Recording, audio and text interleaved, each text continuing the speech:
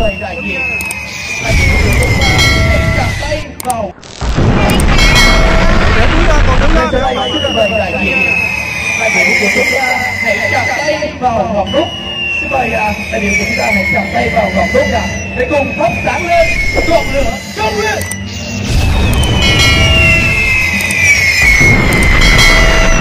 Một món quà rất là ý nghĩa trong ngày 6 tháng 3, 90 năm ngày thực hiện của đoàn thanh niên cộng sản Hồ Chí Minh của chúng ta. Và quà này là của chúng ta dành tặng riêng cho chúng ta. Mọi người không chặt có tay nữa.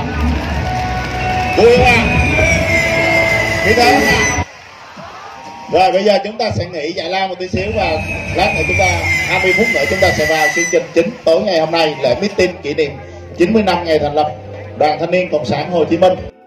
Vâng, thưa các bạn, nhân kỷ niệm 90 năm ngày thành lập Đoàn Thanh niên Cộng sản Hồ Chí Minh, Thanh Long xin mượn những bài thơ của Tố Hữu và ghi những cái bài thơ để chúng ta biết được những tốt bài thơ hay của Tố Hữu đông đảo bạn đọc yêu thích. Nhà thơ Tố Hữu tên thật Nguyễn Kim Thành, sinh tại tỉnh Thừa Thiên Huế. Tố Hữu nổi tiếng với những thơ trữ tình Việt Nam. Cả cuộc đời ông gắn bó với lịch sử dân tộc, nước nhà. Hãy chúng tôi điểm qua một số bài thơ hay nổi tiếng của tác giả Tố Hữu.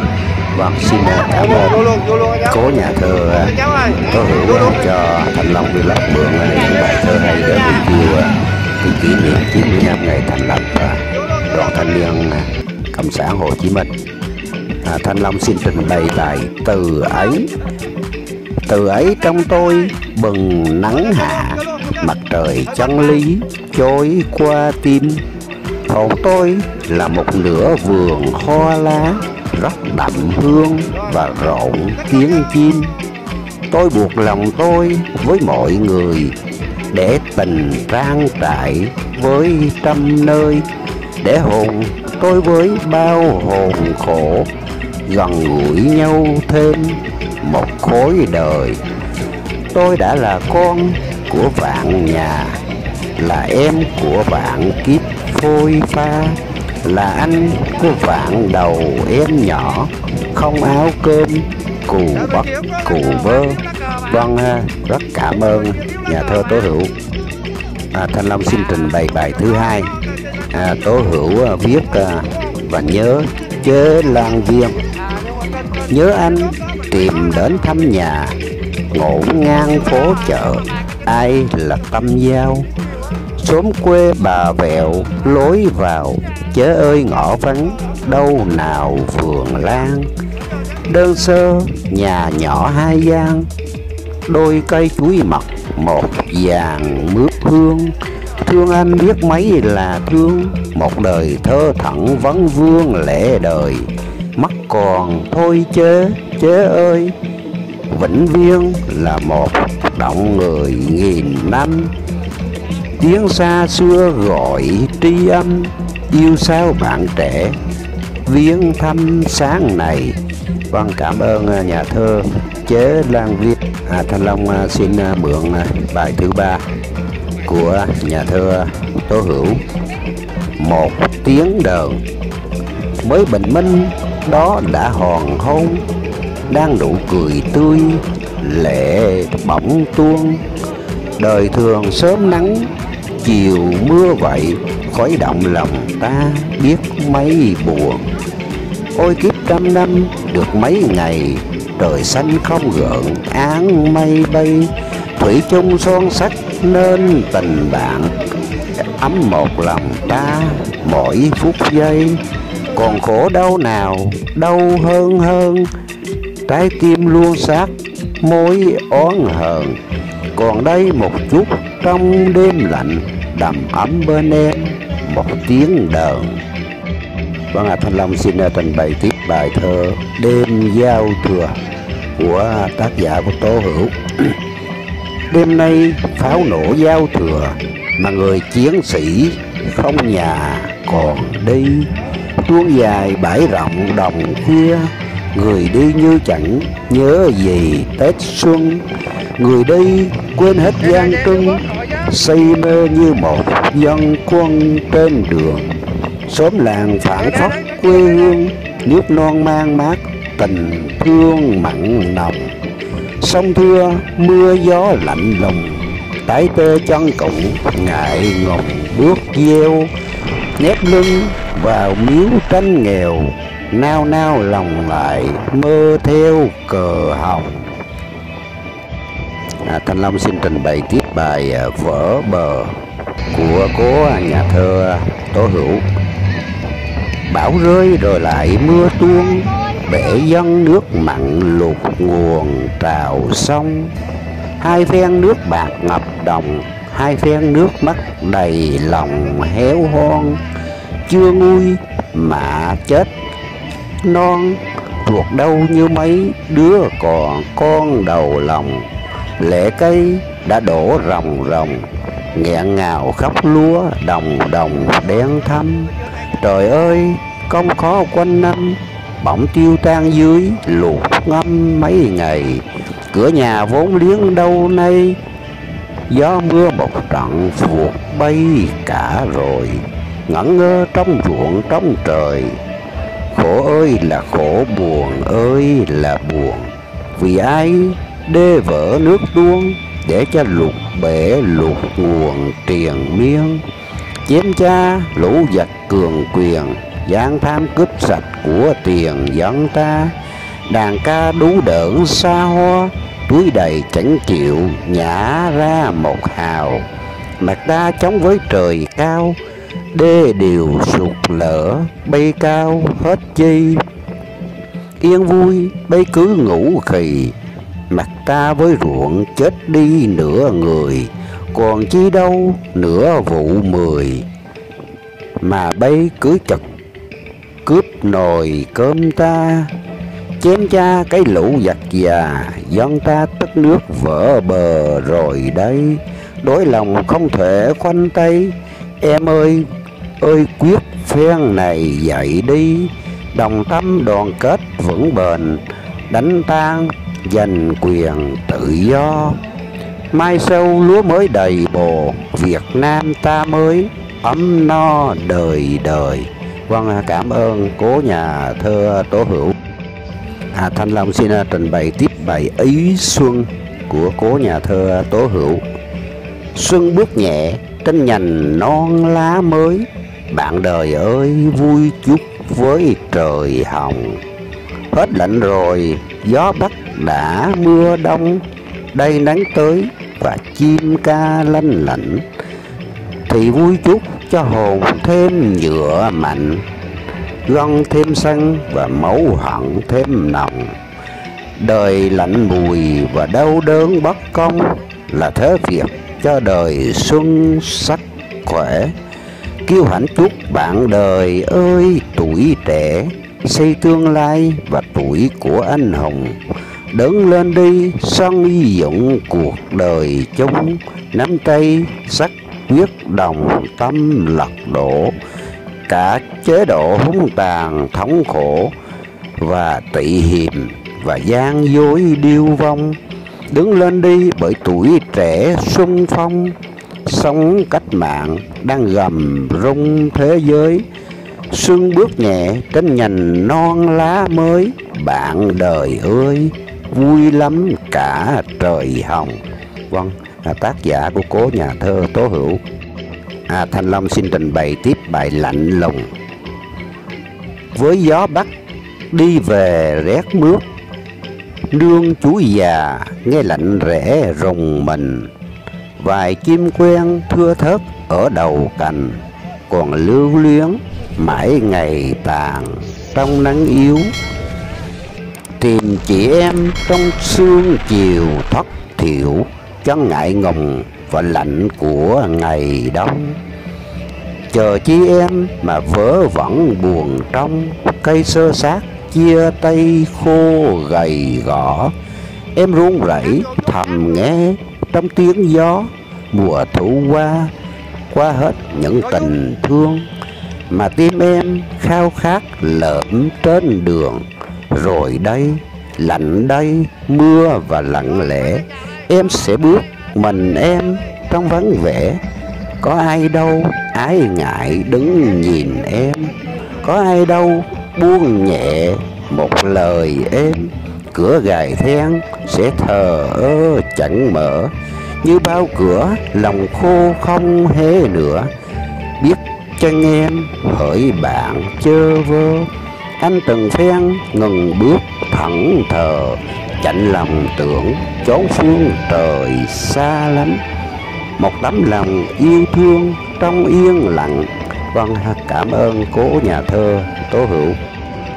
Thành Long xin trình bày tiếp bài Cảm Thông của cố nhà thơ Tố Hữu. Hỡi anh lính gác đêm ơi, ngồi anh đứng đó trong tôi chưa nằm, dồn qua lỗ cửa âm thầm, bóng anh với một tình 100 năm rồi. Đợi chi biết mặt quen lời, tôi yêu anh với tình người khổ đau. Anh buồn thân thể lao đao, bâng khuâng chỉ biết nhìn sao xa vời. Lại đây anh lính đêm ơi, can chi mà để sầu rơi một mình. Lại đây đi chút nghe anh, lại đây với bạn tâm tình một đêm. Nói đi anh hết nỗi niềm, để chi e ấp buồn thêm héo lòng. Nói đi anh chớ ngại ngùng, buồn anh tôi sẽ góp cùng buồn tôi. Buồn ta là cửa buồn đời, buồn ta không chảy thành đôi lệ hèn. Buồn ta ấy lửa đêm nhang, buồn ta ấy rượu lên men say nồng. Ấy nguồn thân mến cảm thông, giữa hồn uất hận trong lòng đau thương. Lại đây hỡi bạn đêm trường. Vâng, cảm ơn cố nhà thơ Tố Hữu. Thành Long xin trình bày bài Bầm ơi. Ai về thăm mẹ quê ta, chiều nay có đứa con xa nhớ thầm. Bầm ơi có rét không bầm, heo heo gió núi lâm thăm mưa phùn. Bầm ra ruộng cấy bầm rung, chân lội dưới bùn tây cây mạ non bầm cấy mấy đon. Ruột gan bầm lại thương con mấy lần, mưa phùn ướt áo tứ thân. Mưa bao nhiêu hạt thương bầm bấy nhiêu. Bầm ơi sớm sớm chiều chiều, thương con bầm chớ lo nhiều bầm nghe. Con đi trăm núi ngàn khê, chưa bằng muôn nổi tái tê trong bầm. Con đi đánh giặc 10 năm, chưa bằng khó nhọc đời bầm 60. Con xa tiền tiếng xa xôi, yêu bầm yêu nước cả đôi mẹ hiền. Nhớ thương con bầm yên tâm nhé, bầm của con mẹ quắc dân quân. Con đi xa đến xa gần, anh em đồng chí quay quần là con. Bầm yêu con yêu luôn đồng chí, bầm quý con bầm quý anh em. Bầm ơi liền khúc ruột mềm, có con có mẹ có thêm đồng bào. Con đi mỗi bước gian lao, xa bầm nhưng lại có bao nhiêu bầm. Bao bà cụ từ tâm như mẹ, yêu quý con như để con ra. Cho con nào áo nào quà, cho con củi sưởi cho nhà con ơi. Con đi con lớn lên rồi, chỉ thương bầm ở nhà ngồi nhớ con bầm nhé đừng buồn. Giặt tan con lại sớm hôm cùng bầm. Mẹ già tóc bạc kho râm, chiều nay chắc mẹ nghe thầm tiếng con. Vâng, xin cảm ơn cố nhà thơ Tố Hữu. Thành Long xin trình bày tiếp bài Cánh chim không mỏi. Chiều nay gió lạnh nắng hanh, mây hồng cánh nõn trời xanh bát về. Sông Hồng rực nắng bờ đê, nắng thơm rơm mới đồng quê gặt mùa. Bác ơi muôn dặm đường xa, hôm nay tuyết lạnh, nay là nắng lên. Bác về tóc có bạc thêm, 5 canh 4 biển, có đêm nghỉ nhiều. Hỡi người tim những thương yêu, cánh chim không mỏi, sớm chiều vẫn bay. Chim kêu tung cánh chim bay, 36 triệu chim bầy gọi nhau. Chim kêu ríu rít trên đầu, mùa cam đưa ngọt địa cầu của ta. Gió sương đương hẹn mùa hoa, nắng xuân từ mạc tư kho đã về. Sông hồng nắng rực bờ đê, nắng thơm rơm mới đồng quê gặt mùa. Hoa ơi con gái của cha, cha nâng con nhé làm hoa mừng người. Bác về vui đó con ơi, bác hôn các cháu, bác cười với dân. Ngày vui vui những 2 lần, bác về mang cả mùa xuân lại nhà. Vâng, cảm ơn cố nhà thơ Tố. Thành Long xin trình bày tiếp bài tâm sự. Bạn hỏi vì sao đất nước này ngày đêm khói lửa vẫn hăng say, tóc tan lòng vẫn không cay đắng, gánh nặng đường xa chẳng chuyển lây. Có lẽ nghìn năm đã dạng dày, anh hùng xưa để giống hôm nay. Khổ đau nhiều mới yêu thương lắm, quen vượt trùng dương lái vững tay. Thù bạn đời nay có khác xưa, nghĩa tình em sớm nắng chiều mưa. Chợ trời thật giả đâu chân lý, hàng hóa lương tâm cũng thiếu thừa. Tôi kể ngày xưa chuyện Mỹ Châu, trái tim lầm chỗ để trên đầu. Nó thần vô ý trao tay giặc, nên nổi cơ đồ đắm biển sâu. Chuyện cô du kích xóm lai vu, rắn quấn bên chân vẫn bắn thù.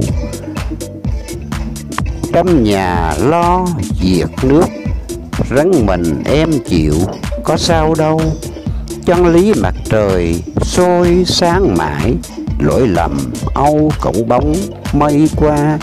Lương tâm điều vẫn trong như ngọc, tình nghĩa anh em lại một nhà. Vâng, cảm ơn cố nhà thơ Tố Hữu.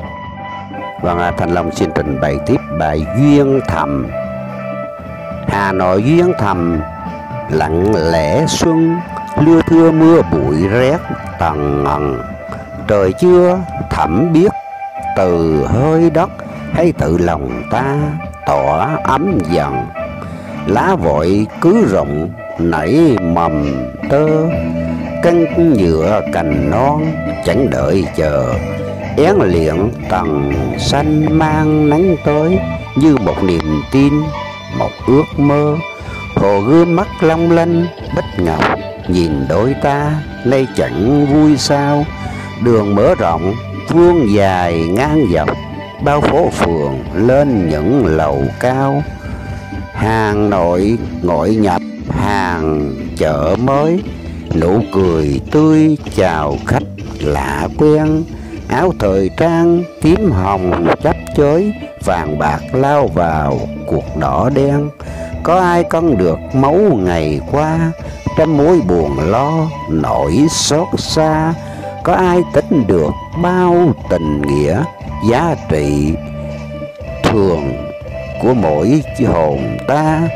Muôn đời trời đất tặng mùa xuân, xin sáng lòng ta một chữ nhân. Cuộc sống dẫu chưa giàu có lắm, nghìn năm Hà Nội vẫn duyên thầm. Vâng, cảm ơn cố nhà thơ Tố Hữu.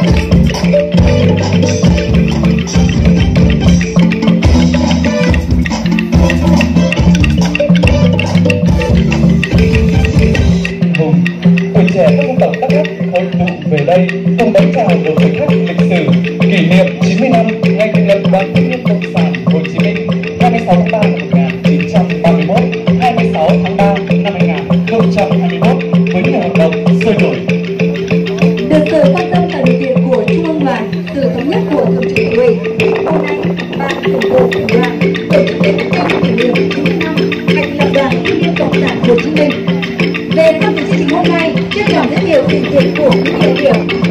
Về phía Trung ương Đoàn, xin được trân trọng giới thiệu đồng chí Bùi Minh Tuấn, Ủy viên Ban Thường vụ, Trưởng ban Kiểm tra Trung ương Đoàn. Về phía lãnh đạo tỉnh Đắk Lắk, xin được trân trọng giới thiệu đại diện của đồng chí Phạm Minh Tấn, Phó Bí thư Thường trực Tỉnh ủy. Xin được trân trọng giới thiệu đồng chí Võ Văn Cảnh, Phó Chủ tịch Ủy ban nhân dân tỉnh. Xin được trân trọng giới thiệu đồng chí Dương Quang An, Phó trưởng Ban Dân vận Tỉnh ủy. Xin trân trọng giới thiệu đồng chí Nguyễn Cảnh, Phó trưởng Ban tuyên giáo Tỉnh ủy. Xin được trân trọng giới thiệu đồng chí Phúc Bình Lê Nhật Đông, Phó Chủ tịch Ủy ban Mặt trận Tổ quốc Việt Nam tỉnh. Xin trân trọng giới thiệu đại tá Đỗ Văn Thống, Phó Chính ủy Bộ đội Biên phòng tỉnh. Xin được trân trọng giới thiệu Trung tá Trần Minh Trọng, Chính ủy Bộ Chỉ huy Quân sự tỉnh. Về phía lãnh đạo các sở ban ngành đoàn thể, xin trân trọng giới thiệu đồng chí Nguyễn Thị Lý, Phó Chủ tịch Liên đoàn Lao động tỉnh. Xin được trân trọng giới thiệu đồng chí Nguyễn Thị Tác, Chủ tịch Hội Cựu Thanh niên Xung phong tỉnh. Về phía nguyên bí thư tỉnh đoàn qua các nhiệm kỳ, xin trân trọng giới thiệu đồng chí Dương Thanh Tương, nguyên bí thư tỉnh đoàn Đắk Lắk khóa 4 năm. Xin được trân trọng giới thiệu đồng chí Đỗ Thanh Xuân, nguyên bí thư tỉnh đoàn Đắk Lắk khóa 5 và 6. Xin trân trọng giới thiệu đồng chí Y Victor, Ủy viên dự khuyết Ban chấp hành Trung ương Đảng, Ủy viên Ban Thường vụ Tỉnh ủy.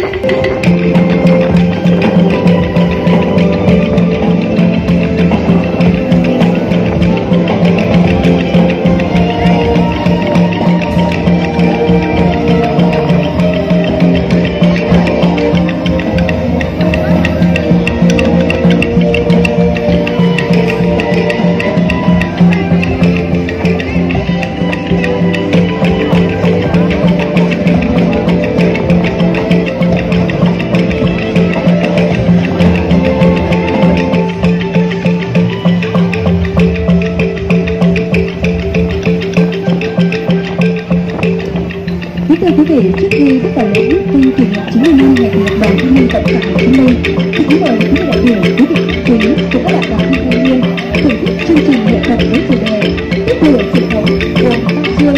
Chương 1, lời đảng hiệu trưởng trái tim. Chương 2, tuổi trẻ Việt Nam tiếp lửa truyền thống. Chương 3, thanh niên Việt Nam tiến bước.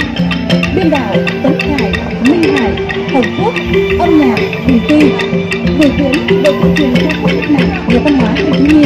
Xin kính mời quý vị cùng thưởng thức.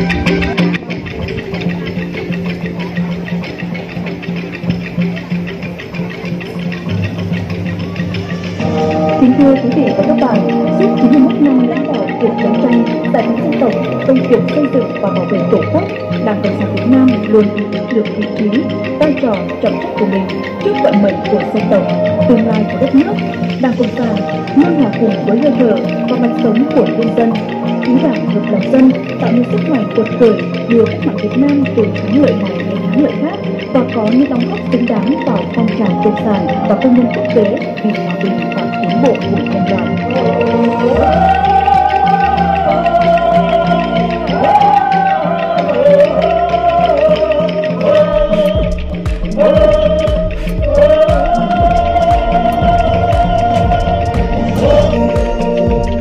Mùa xuân, đảng ta luôn là niềm tự hào của dân tộc, được nhân dân tin cậy.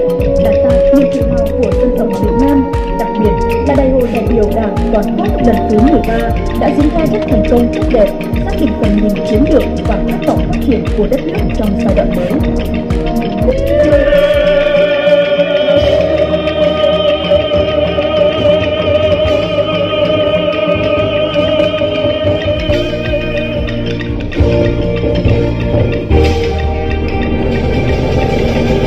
đời Chủ tịch Hồ Chí Minh là một cuộc đời trong sáng và cao đẹp của một người anh hùng dân tộc kiệt xuất, một chiến sĩ quốc tế lỗi lạc, đã đấu tranh không mệt mỏi và hiến dâng cả cuộc đời cho Tổ quốc, cho nhân dân, vì độc lập, tự do của dân tộc bị áp bức, vì hòa bình và công lý trên thế giới.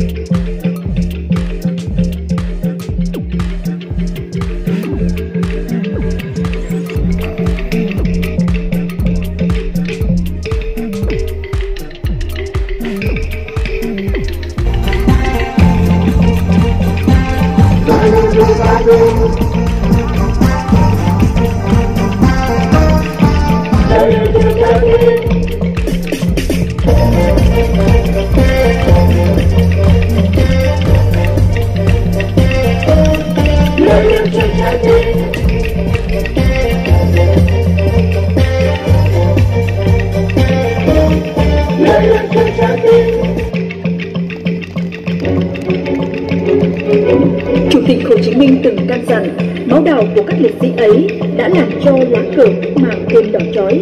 Sự hy sinh anh dũng của các liệt sĩ đã chuẩn bị cho đất nước ta nở hoa độc lập, kết quả để giành lại độc lập, tự do cho dân tộc. Bao thế hệ cha ông ta đã anh dũng hy sinh, trong đó có những người thanh niên tuổi đời còn rất trẻ. Họ đã sống chiến đấu vì non sông Đông Bắc Việt Nam.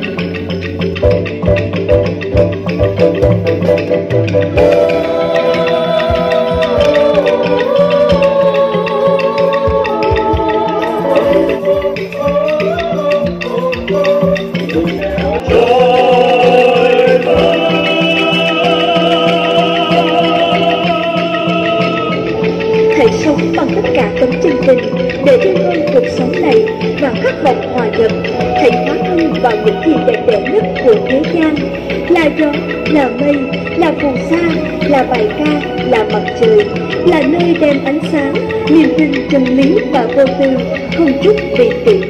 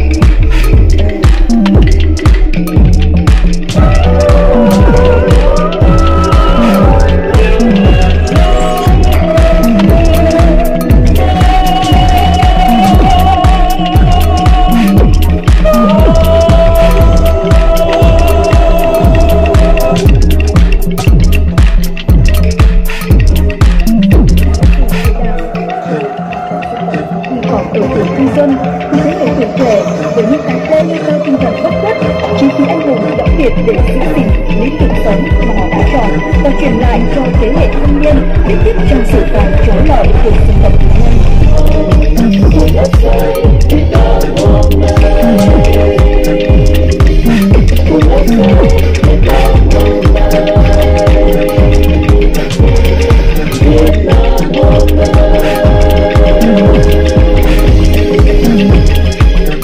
Cùng với đồng bào nhân dân cả nước, trong cuộc kháng chiến trường kỳ, đồng bào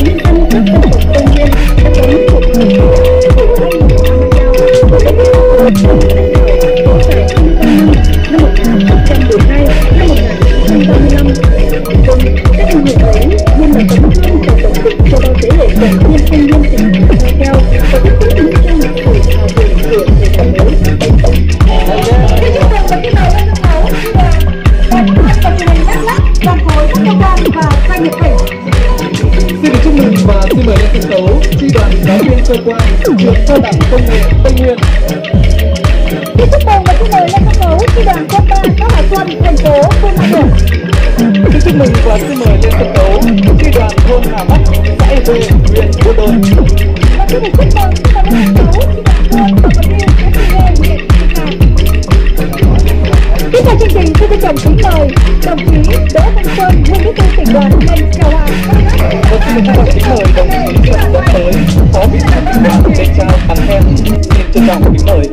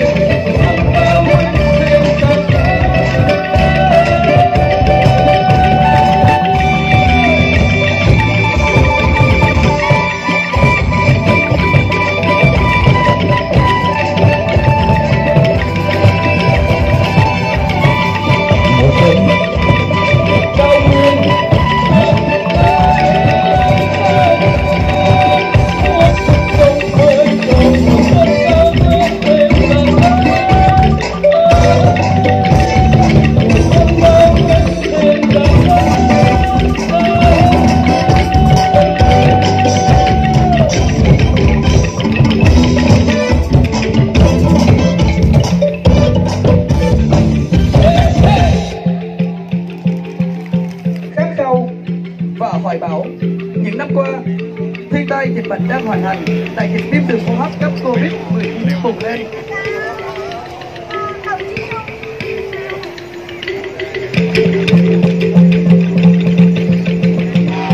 Và tôi muốn nhắc lại cánh tay của tất cả các chị ngay lúc này, chúng ta giơ tay cao lên nào. Rồi và chúng ta có thể hô lên một lượng công viên thật là lớn lắm đâu. Bóng đêm bao phủ và nhiều đèn, chúng ta sẽ làm cho chúng ta hoảng sợ, mất hết niềm tin, mất hết hy vọng, mất hết khát khao vượt lên chinh phục mọi thử thách. Hỡi các thanh niên, tuổi ngược của chúng ta không biết bóng đêm, chúng ta hãy thắp lên ngọn lửa của đại ngàn, hãy đem đến ánh sáng và những bóng loài lửa để loài người khổng lồ giúp cho chúng ta có sức mạnh, niềm tin và chiến thắng. Để chúng ta còn đứng lên để chúng ta bày đại diện đại biểu của chúng ta hãy chạm tay vào ngọn đuốc. Vậy đại biểu chúng ta hãy chạm tay vào ngọn đuốc để cùng thắp sáng lên ngọn lửa công lên.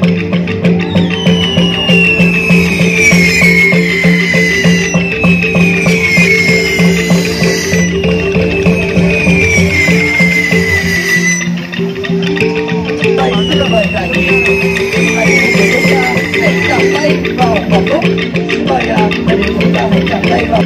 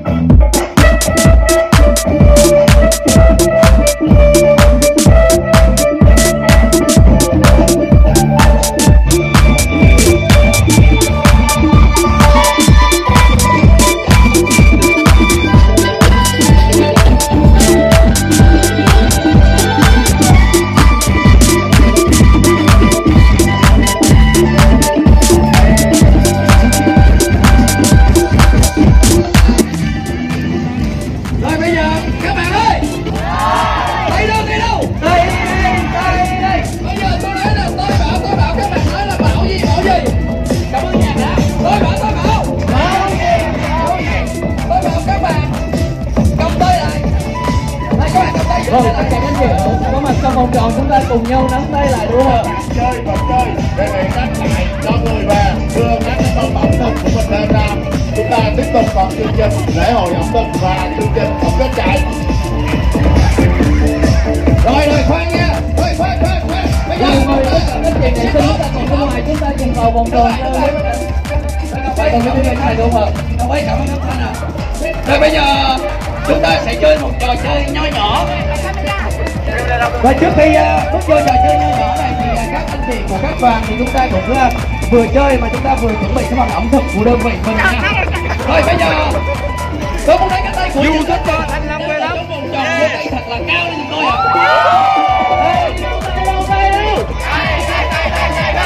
Và bây giờ tay của các anh chị kết nối thành một vòng tròn cho tôi. Thôi vào đi rồi thấy chỗ nào chưa cái vòng tròn bị đứt quãng là ra đi phạt một tròn nhỏ nhỏ. Được chưa? Nắm cánh tay người. Rồi, cảm ơn. Và bây giờ các bạn vừa đi vừa nhốt theo nhạc và vừa làm theo những gì MC nói. Được ok không ạ? Ok. Let's do it. Tôi xin chào tất cả các anh chị đồng đội của chúng ta. Tôi hôm nay giao lưu trong phần lửa này. Các bạn ơi, rồi áp dụng được không? Rồi áp dụng tiếp theo cái phần của mình nào. Rồi các chị, rồi các bạn cho. Rồi Dũng muốn thấy một vòng tròn thật lớn luôn à.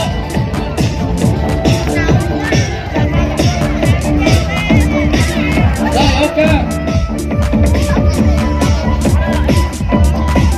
Rồi bây giờ chúng ta quay theo cái hàng, chúng ta quay theo. Rồi bạn này làm đi bạn giúp cho mình rồi quay thẳng đi.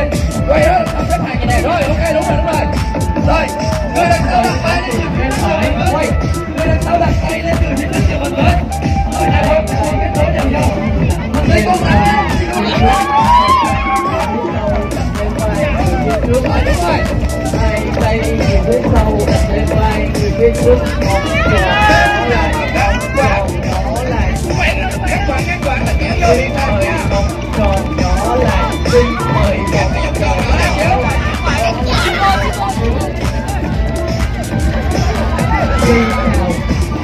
đi nào người phía sau đặt vai người phía trước, tay người phía sau chạm tay người phía trước chưa các anh chị, Người sau chạm nha. Rồi, bây giờ chúng ta giữ thăng bằng. Người trước ngồi lên người sau.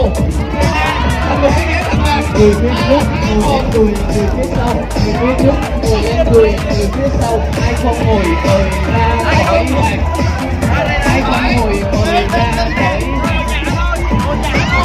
không ngồi được thì mình thương còn nhỏ lại, không ngồi được thì mình thương còn nhỏ lại. Ai không ngồi lên người phía sau chúng sẽ ngồi ra khỏi hàng. Ngồi đi. Vừa ngồi vừa đi nào các anh chị. Ai không di chuyển chúng sẽ ngồi ra khỏi hàng. Vừa ngồi vừa đi, 1, 2, 1, 2. Vừa ngồi vừa đi.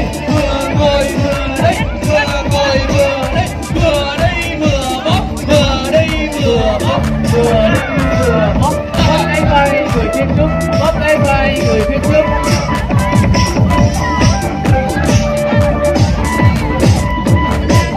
Xin mời tất cả vừa ngồi vừa đi, chứ không phải là vừa đi vừa bóp.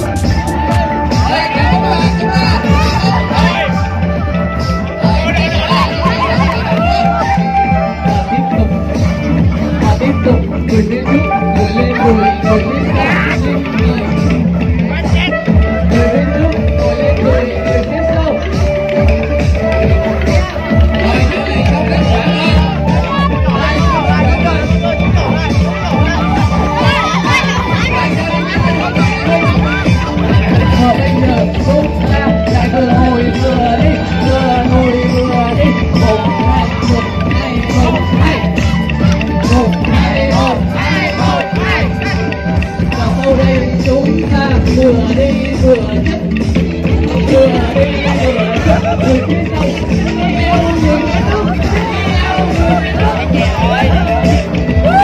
trước xong rồi đưa tay xúc cái eo không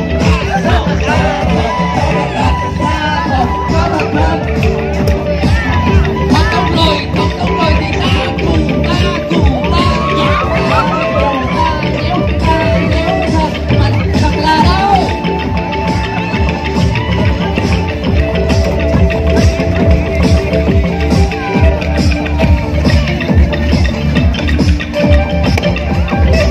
Rồi xin cảm ơn tất cả các anh chị và sau đây sẽ là trò chơi tiếp theo. Đây đâu đoàn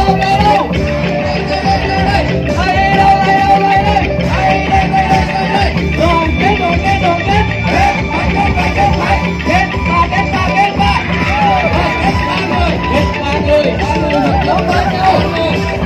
Hai người có nhóm thì cố gắng tìm nhóm của mình. Dũng ơi, ai lẻ loi cho ra đứng cùng với Dũng và anh mình. Đoàn kết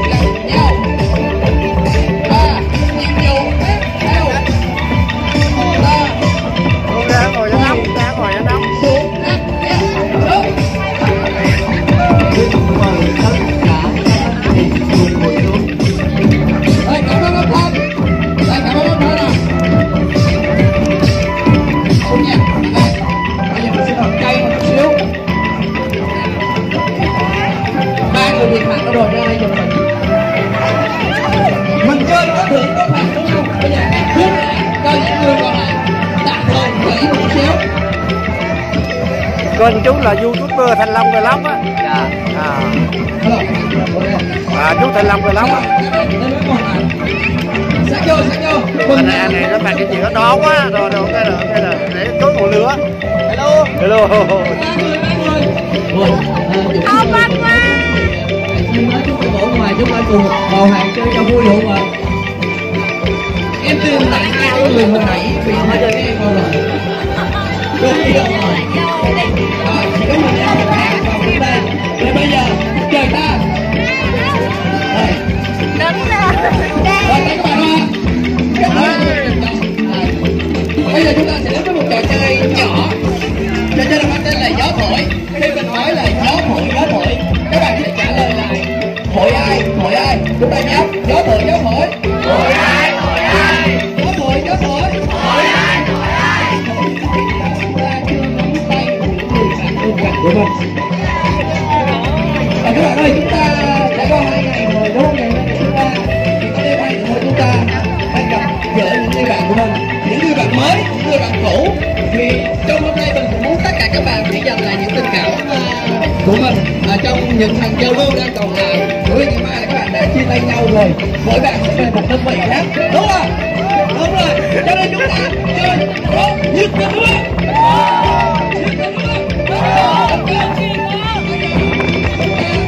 Cô lại gió thổi, ôi thổi ai, và mình sẽ nói là thổi những ai chúng ta ra bên ngoài bị phạt ha. Nhắc lại lần nữa, gió thổi, gió thổi,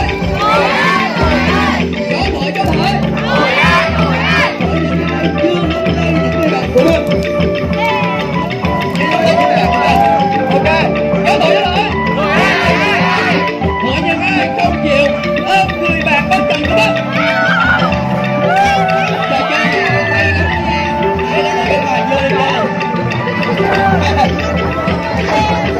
Có nhiều bạn bên cạnh, có nhiều bạn.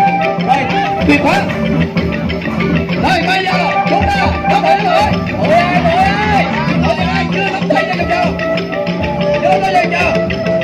Rồi, và bây giờ mình sẽ kết nối cùng với lại trò của vua, được chưa?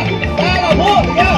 Đầu tiên mình đây, đừng chạm tới tay của bạn nào. Ví dụ cao như thế này là chạm tay của đừng của ai thì người đó mời tới bên ngoài đây thì phạt, được chưa? Rồi bây giờ thử nháp lại nhẹ nữa nè. Không, mình chạy tới đây, ngắn ngực các bạn ngã về sau, cao lên đầu các bạn ngồi xuống dưới, được chưa hả? Rồi nháp lại không? Ok. Rồi, chuẩn, ok. Được, rồi mọi chỗ. Ta là vua. Ta là vua. Ta là vua. Ta là vua. Không ta là ai rồi. Được rồi. Ta là vua. Ta là vua. Ta là vua. Ta là vua. Tôi chưa quay lại. Ta là vua. Kêu gì ta là vua. Ai mà ngồi lên để nó bị phạt. Đây. Năm hai luôn. Bây giờ tôi chưa quay lại các bạn. Ok. Rồi bây giờ là các bạn đã rất nhiệt tình rồi, các bạn đã nằm rồi. Bởi vì mình muốn các bạn nằm. Rồi. Nhiệm vụ tiếp theo của các bạn bây giờ, đúng không? Chúng ta vừa nghe nhạc, vừa nghe các chị em xin nói và các bạn vừa làm. Rồi xin mời đọc lên lại bài đó. Quay. Đúng rồi, cho bài số 4.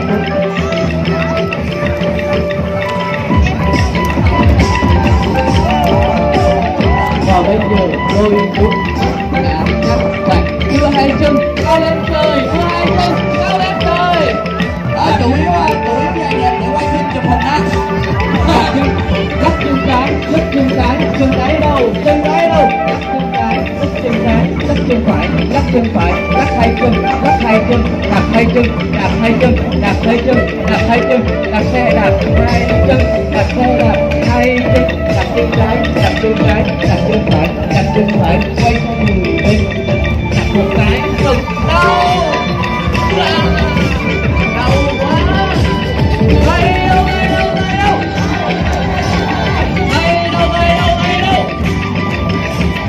hôn muốn anh tình nắm tay lại với nhau và những nguyên vì thế đây đâu,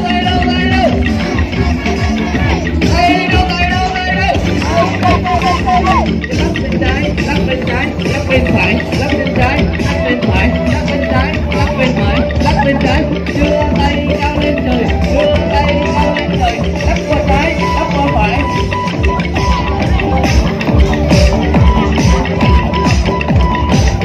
Đây đâu.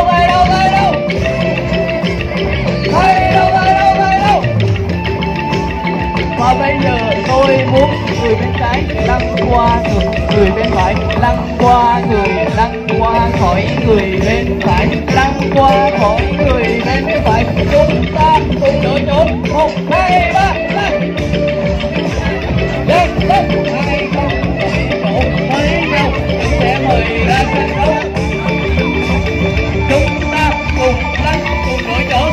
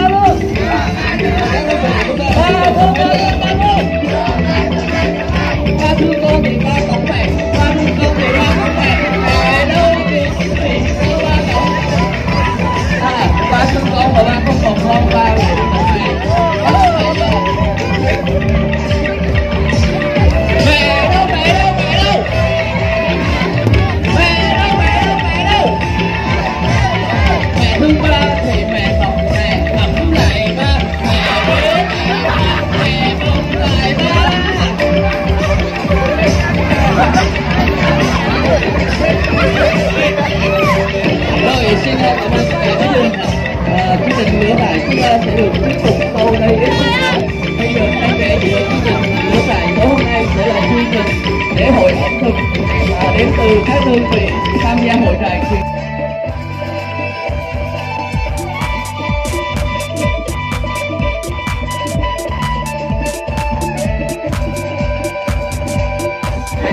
Sau đây em xin được mời anh Butter và anh Dận tới ạ, cùng với anh Nhật và mỗi đơn vị cử một đại diện nữa là trưởng đoàn hoặc anh phó trưởng đoàn cử một đại diện đi cùng với đây mà anh Dũng lên.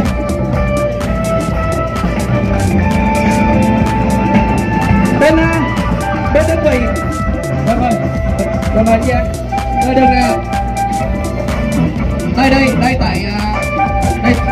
đây tại đơn vị này lùi ra đây cho anh. Dạ lùi ra phía sau giúp em.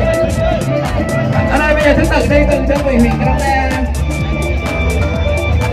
Dạ tất cả các đơn vị ở bên dưới sau đây tôi sẽ được công bố thành ban giám khảo để đại diện trong cái lễ hội ẩm thực của tối hôm nay. Các bạn rồi các bạn nhận đặt cho giám khảo Butter một người thấy không? Anh Quốc Nhật vỗ tay to lên. Anh Dũng đơn vị Barak, anh Dọn tới anh Dũng Thắng rồi anh Giang rồi anh Tiến đơn vị Dũng anh Hoàng rồi anh Hoàng em đơn vị em không? Rồi các bạn nhận đặt đưa bán khảo một vỗ tay nữa to. Thật to giảm anh Dũng Thắng rất là nhiều quá.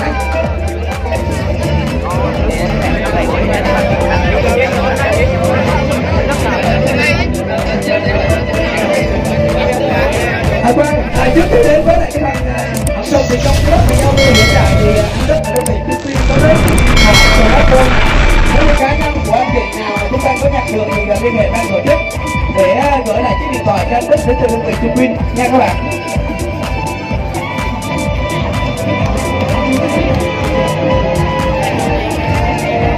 Rồi tất cả các bạn ơi, bởi vì ngày hôm nay là tất cả các đơn vị đây chúng ta đến là 21 đơn vị là rất là đông.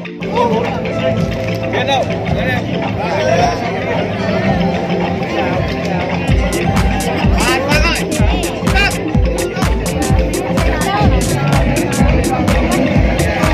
Trong khi ban giám khảo đang chấm những phần nào ẩm thực thì ở bên dưới này em Đức đến từ đơn vị chuyên viên trong lúc giao lưu hiện tại có rất chiếc điện thoại smartphone của mình.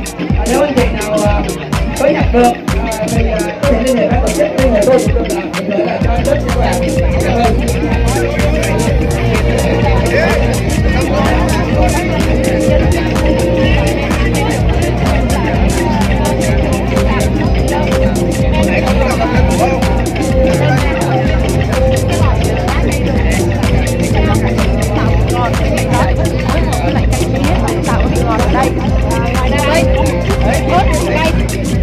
Rồi là riêng tự nhiên nữa thì tự nhiên tạo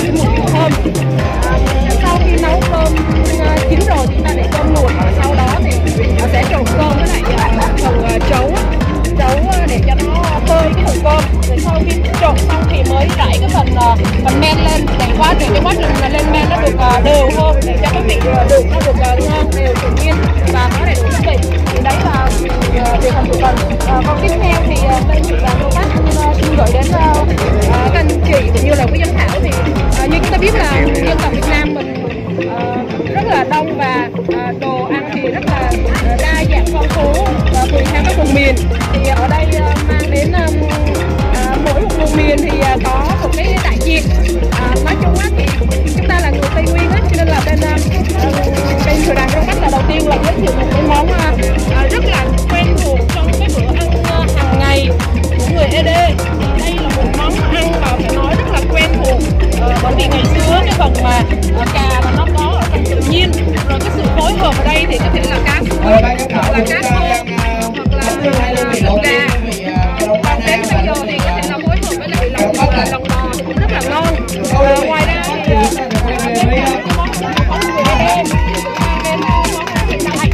món ăn hiện đại bao gồm ở đây rau củ quả luộc. Kết nối bằng tổ chức cái video nhỏ lại để học chương trình nó dễ nghe không? Kết nối thì mình dán cái tên đó lại đi. Cái này món này mình để kèm với lại Giờ trước mình không nghe gì hết, mình chưa đâu nghe gì đâu. Nhưng mà mình ở đây là mình có thể ăn hiện tại bây giờ có thể là phối hợp cả với lại bánh mì ăn cũng rất là ngon, cơm niêu nữa, có thể chấm rất là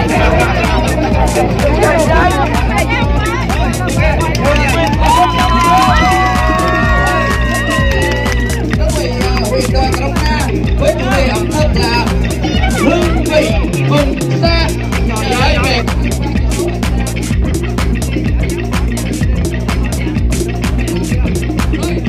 Chúc mừng anh Đức, những người chung viên đã tìm được điện thoại của mình. Đây trong lúc vui thì các bạn cũng giữ tài sản cố định của mình nha.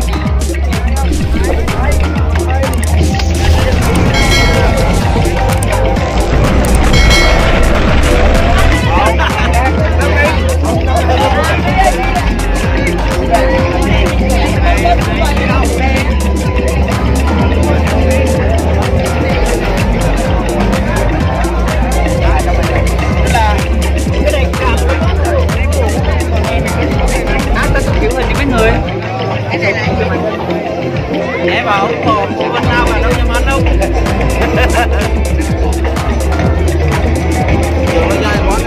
Đây các bạn, giới thiệu lại đây, giới thiệu lại đi. Đây là mâm cơm của đoàn thanh niên công an tỉnh. Đây là mâm cơm mà hai điểm căng thẳng quá, được đoàn thanh niên công an tỉnh dùng để cho các bữa cơm cho anh em. Ai thích tên nào? Cơm này được chế biến từ tất cả các bộ phận của con gà và không bỏ đi khi mà gà rõ ràng là một con gà.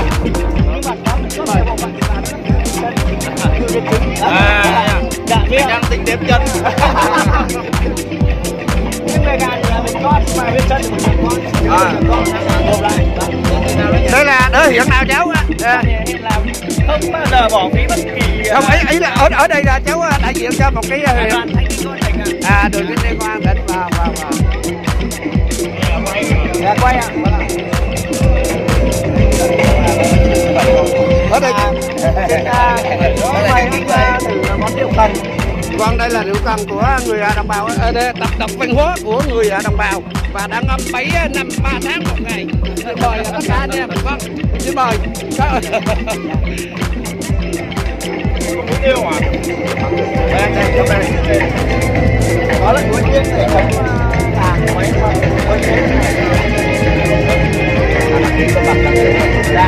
Giờ đây đơn vị nào đây ạ? Đơn vị nào đây ạ? Đây tại vị trí này rồi các không có sóc xào sở. đơn vị kế tiếp của nhóm 2 đây là đơn vị tôi đang thích đơn vị nào đây ạ? Ai tiến trình ạ? Các đơn vị nào luôn? Vừa Cháu giới thiệu thêm hay giới thiệu thêm cái món giữa này là món gì à cháu? Dạ, món cá lóc nướng ống tre. Nướng ống tre. Dạ. Của đây là đại diện cho một cơ quan nào cháu? Huyện Ma Đắc. Đại diện cho huyện Ma Đắc. Dạ, xin phép là mời ban giám khảo vừa ăn vừa tổ chức đi được gần. Vâng. Gần nhà làm. Dạ, đi được gần. Giám khảo top 2 Em ơi, mời khách em mời khách em mời khách em. Đúng rồi, em mời khách thì đúng rồi. 100% em nhé, mời 100%.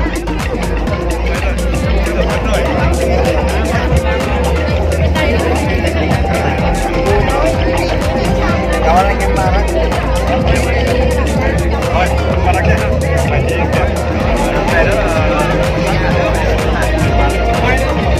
trắng rồi.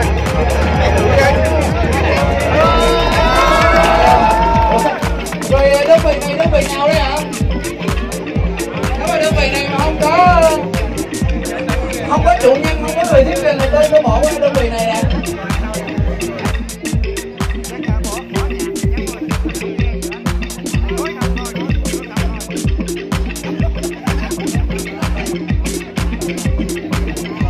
Ban này của ban giám khảo. Rồi cho đó đơn vị SL.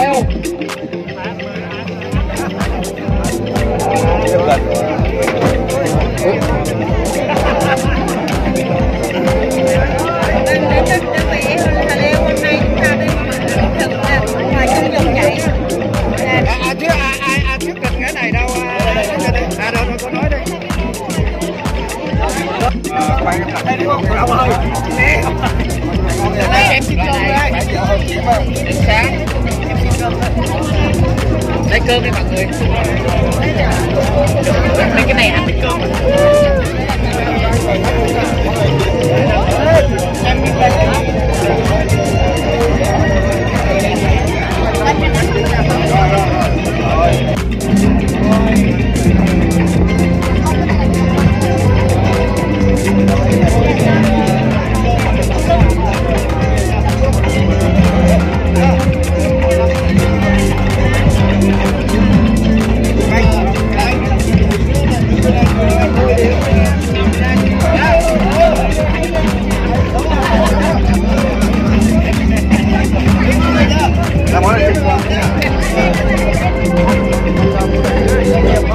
Chúc mừng đơn vị Đại học Tây Nguyên. Rồi xin chào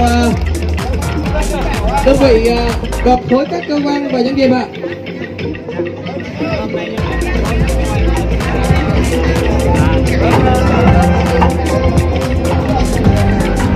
Nhà ban giám khảo top 1 của anh Doãn tới. Chấm điểm hơi gay gắt một xíu cho các đơn vị ạ.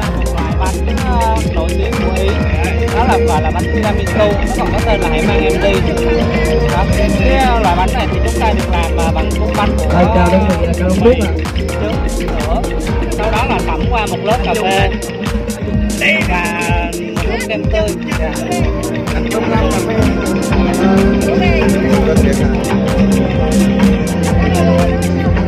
Là như bánh kem không Nó có một cái lớp bánh có cà phê trong đó này bánh vị nó sẽ em bạn dạ rồi cái nào cũng tìm thế cái này kìa em tưởng có món gì mà nó dạ, cái món đặc trưng ngày hôm nay đây là muốn giới thiệu với tất cả mọi người, đó là gà nướng mật ong và cơm lam được nướng từ cà phê ạ. Cơm lam sau khi tẩm nước và ngâm qua cái nước cà phê. cái này mình làm trong thời gian bao lâu? Cái này trong một buổi sáng. Sáng hôm nay? Dạ đúng rồi, làm trong sáng hôm nay.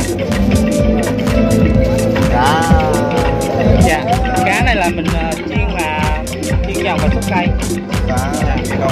Dạ. Đây là mình phi lê ra mình chiên rồi. Dạ, cái này là heo nấu la ngu.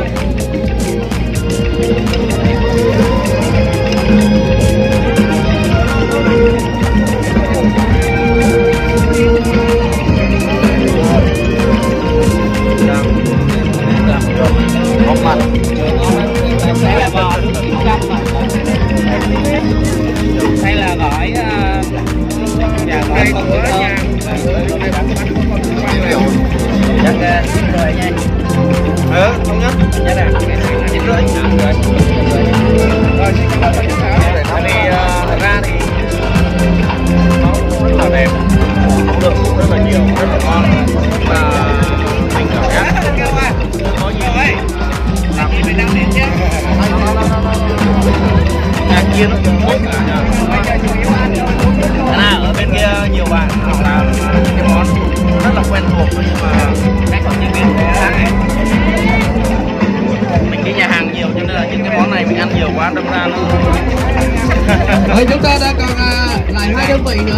đội huyện Cư Mờ Ga và đơn vị lực lượng vũ trang ạ.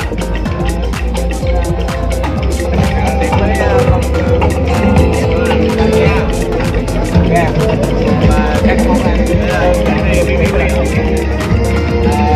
đây là món rau xanh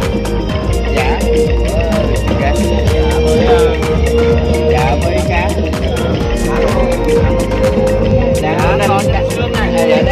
đang nằm ở dưới canh cái đấy gà giả, đặc biệt là món gà nướng của đơn vị ga thì rất là đặc sắc, rất là nhiều rồi.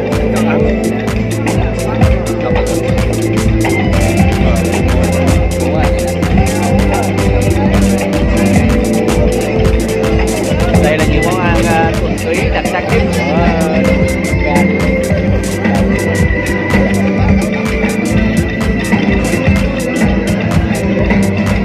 Mời các anh dùng cơm lam.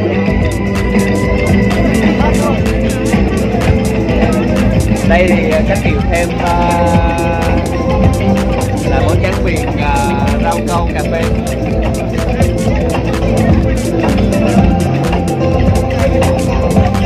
Hết sức là đặc biệt, hết sức là dân dã mà hết sức là hài hòa của đơn vị chuyên gia. Anh bác, tôi biết gà nhé. Đúng rồi. Chừng này bao nhiêu người ăn chưa? Chừng này mâm cơm này được khoảng 60 anh. 60 anh chưa? Không giàu quá thì người đem. Có đủ 50 người đấy. Nếu mà ăn thì chỉ là 6 người thôi. Nếu mà giàu thì có một cái thôi bất lợi là những cái món này các trại nghe nó đã làm và mình đã đi chấm họ trước. Đông Sề khác biệt là có thằng này với cái món mà gọi là đơn giản nhất thì mình ăn nó hạp cái nữa là mặn cho mình ăn nó hơi mặn. Cái này anh thấy nó hơi cay hơn.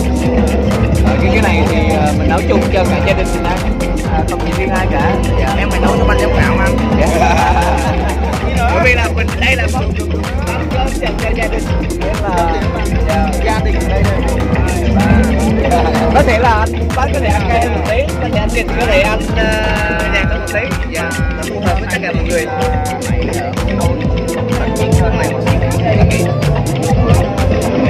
Có đốt xuất sắc hơn để họ có trưng bày đẹp đẹp hơn.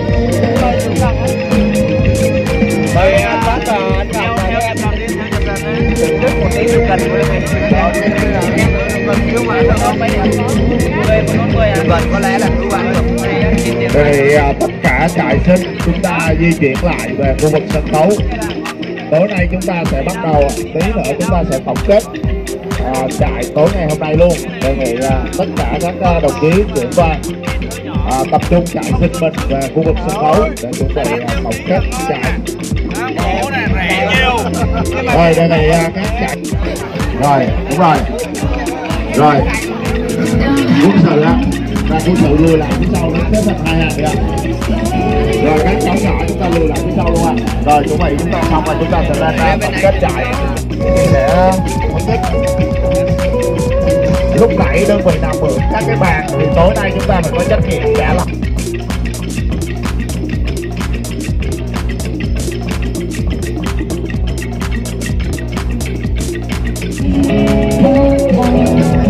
Đúng không? Biết đếm không? 4 người ăn hơn 14 người ăn vừa phải thôi đó. Giả nhạc lại đi Ngọc ơi.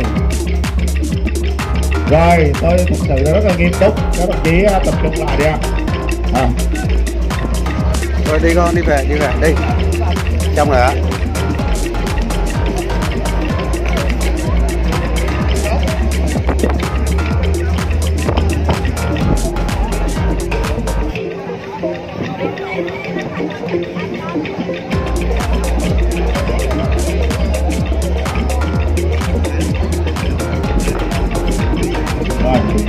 Xin mời các đơn vị chúng ta tập trung về đúng số lượng nha. Được chưa? Rồi anh Ngọc ơi, sửa lại cái bàn chỗ này cho đẹp đi, quay ra ngoài luôn đi. Dạ. Rồi giờ một cái bàn vào ở khu vực giữa đây nhìn cho nó đẹp vào. Mấy anh khi cái bàn tròn nè, giờ bỏ vào đây và cái bàn dập.